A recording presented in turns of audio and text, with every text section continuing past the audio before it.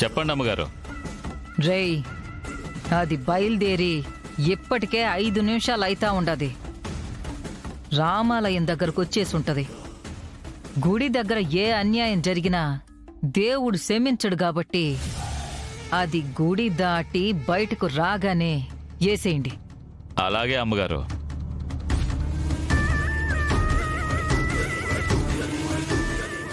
గుడి దగ్గర ఆగి మీ అన్నయ్యని కాపాడమని దేవుణ్ణి వేడుకుంటావేమో, కానీ నిన్ను కాపాడే నాదుడే ఉండడు కదా.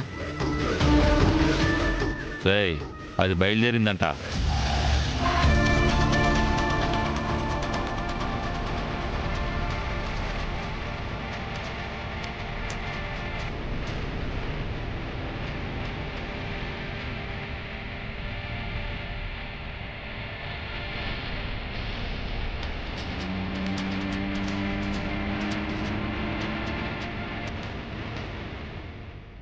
ఎగ్జామ్ రాయడానికి వెళ్తున్నట్టుగా అందరూ మౌనంగా ఉన్నారేంటి? సరదాగా ఏదైనా మాట్లాడొచ్చుగా. నువ్వు ఎగ్జామ్ సరిగ్గా రాయవు కానీ ఇలాంటివి మాత్రం బాగా చెప్తావు కదా. ఏంటక్కా నువ్వు ఎప్పుడు నన్ను చదువు చదువు అని చంపుతావా? నువ్వు బాగా చదవాలమ్మా. శివలాగా మంచి ఆఫీసర్ అవ్వాలి. అనవసరంగా మాట్లాడమన్నాను. అన్నయ్య కూడా క్లాస్ పీక్తున్నాడు. మంచి ఆఫీసర్ అయినా ఏం లాభం?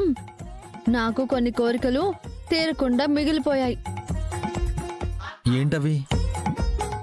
వద్దులే, చెప్తే చెల్లెళ్ళ ముందు మాట్లాడడం అవసరమా అనేసి మళ్ళీ నువ్వు నన్నే తిడతావు. ఏదన్నా ఉన్నా చెప్పేసేయాలి, లేదంటే లావైపోతారు.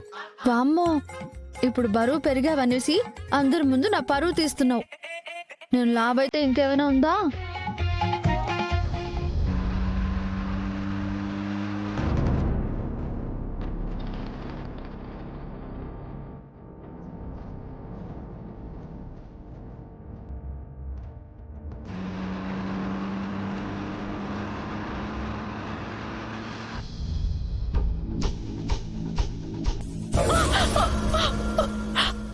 రేయ్, అదిగో అమ్మాయి వస్తుంది.